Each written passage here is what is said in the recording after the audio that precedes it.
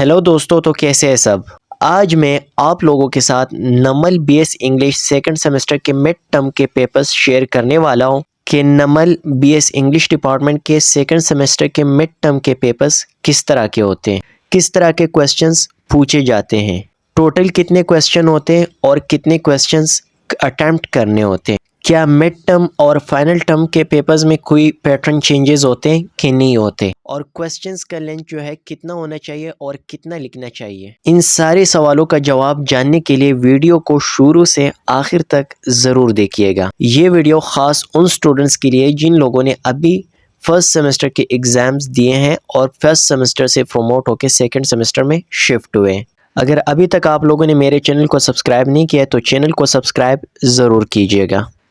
दोस्तों, पहली बात आप लोगों ने ये समझना है कि बीएस इंग्लिश सेकंड सेमेस्टर के आप लोगों के टोटल सब्जेक्ट्स की जो तादाद है वो 6 है। 6 सब्जेक्ट्स आप लोगों को पढ़ाए जाते हैं सेकंड सेमेस्टर में बीएस इंग्लिश के। इसमें से हर सब्जेक्ट के अलग अलग 100 मार्क्स होते हैं और टोटल मिला के 600 बन जाते हैं। और आप लोग जो जीपीए वगैरह गेन करते तो वो आप लोग उन 600 में से ही गेन करते हैं। इन 100 में से मिड टर्म का जो पेपर होता है उसके 25 मार्क्स होते हैं और फाइनल टर्म का जो पेपर होता है उसके 40 मार्क्स होते हैं।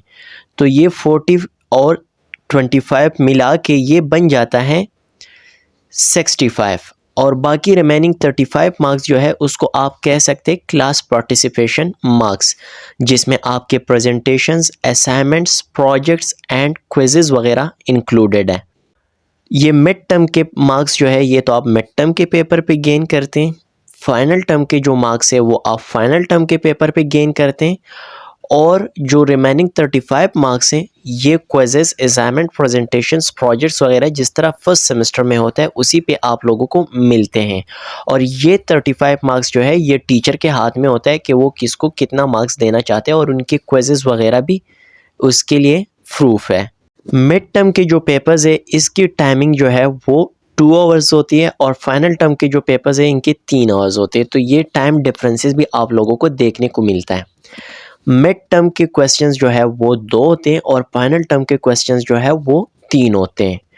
मिड टर्म के पेपर्स में से जो है आपने सारे क्वेश्चंस करने होते हैं और हर क्वेश्चन के मार्क्स जो है पेपर के नीचे दिए होते हैं कि इस क्वेश्चन के इतने मार्क्स हैं।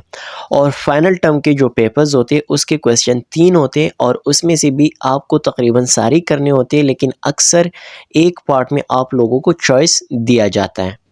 आप लोगों ने ये बात नोट करनी है कि आप लोगों ने बिल्कुल टू द पॉइंट लिखना है। पहले आप लोगों को जब क्वेश्चन दिया जाए क्वेश्चन पेपर, तो क्वेश्चन पेपर को आप लोग केयरफुली रीड करें कि क्या पूछा जा रहा है आप लोगों से। आप लोगों ने इसको रीड करने के बाद फिर अपना पेपर स्टार्ट करना है। दूसरी बात यह कि अगर आपको क्वेश्चन की लेंथ का पता नहीं चल रहा कि मैंने इसको कितना लेंथी लेके जाना है, तो आप लोग जो है हर क्वेश्चन के नीचे दिए हुए मार्क्स पे फोकस किया करें कि इस क्वेश्चन के कितने मार्क्स है और कितने मार्क्स का ये क्वेश्चन है।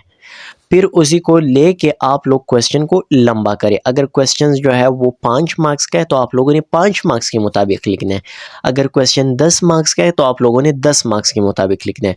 अपनी तरफ से सारे क्वेश्चन को एक जैसा बिल्कुल नहीं लिखना। अब मेरे सामने जो पेपर है ये है क्लासिकल रेनेसांस के। अब यहाँ पे जो है explain with reference to the context, यहाँ पे रेफरेंस टू द कॉन्टेक्स्ट आप एक क्वेश्चन नंबर 1 है तो इसके टोटल मार्क्स है 15। तो आप लोगों ने अब इस क्वेश्चन को अगर देखा जाए तो 15 मार्क्स के मुताबिक लंबा लिखना है। लेकिन दूसरा जो क्वेश्चन है वो है discuss doctor Faustus is a man of renaissance.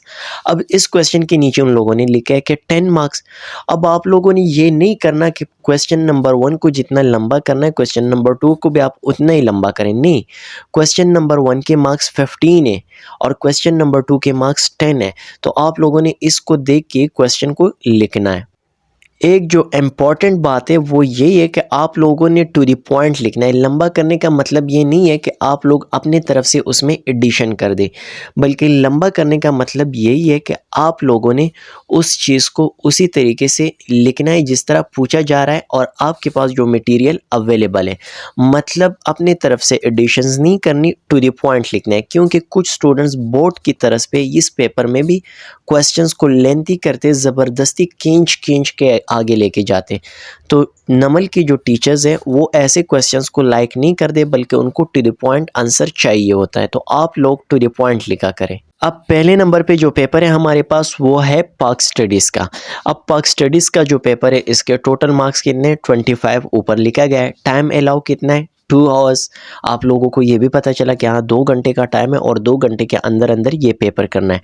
अब यहाँ पे लिखा है कि note attempt all questions, avoid irrelevant details, be focused and to the point. अब जिस तरह मैंने आप लोगों को कहा कि इररिलेवेंट मटेरियल आप लोगों ने नहीं लिखना, क्वेश्चन पे फोकस करना है और टू द पॉइंट लिखना है। तो यहाँ पे भी आप लोगों से क्वेश्चन में यही मांगा जा रहा है कि मतलब इररिलेवेंट नहीं लिखना बल्कि टू द पॉइंट लिखना है। अब क्वेश्चन नंबर 1 जो आप लोगों का है वो है elaborate the political and educational services of sir Syed Ahmad Khan for the Muslims of the subcontinent. अब ये क्वेश्चन जो है आप लोगों ने 9-10 क्लास में भी पढ़ा है और ये क्वेश्चन आप लोगों से यहाँ पे भी पूछा जा रहा है, लेकिन यहाँ पे इस क्वेश्चन के जो मार्क्स है वो 15 है।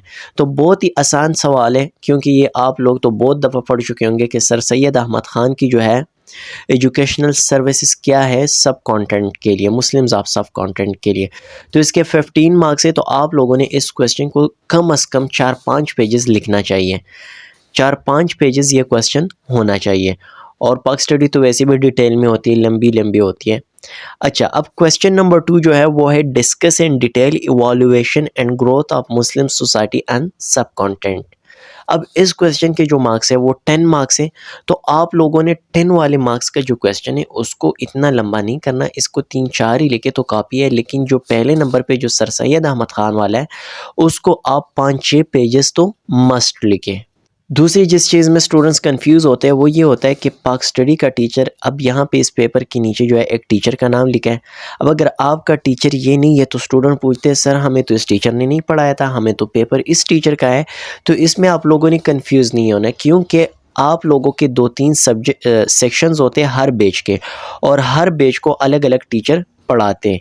अब नमल का पेपर ऐसे नहीं बनता कि एक टीचर पेपर बना ले और सबके लिए वही पेपर होगा, नहीं, बल्कि सारे टीचर्स अलग अलग पेपर बना के एडमिनिस्ट्रेशन को बेचते हैं।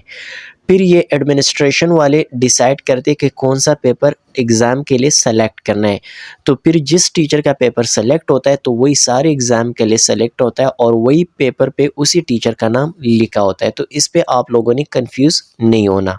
ये तो था थोड़ा बहुत मिड टर्म के बारे में। होप्स हो कि आप लोगों की वीडियो पसंद भी आया होगा एंड समझ भी आया होगा। अगर फिर भी आप लोग नमल के ऑल सेमेस्टर के past papers, mid term papers and दूसरे अगर सेमेस्टर रिलेटेड मटेरियल के लिए विज़िट करना चाहते हैं, आसान अल्फाज में समझने की कोशिश करना चाहते हैं, तो आप लोग मेरे चैनल पे जाके आप देख सकते हैं। शुक्रिया।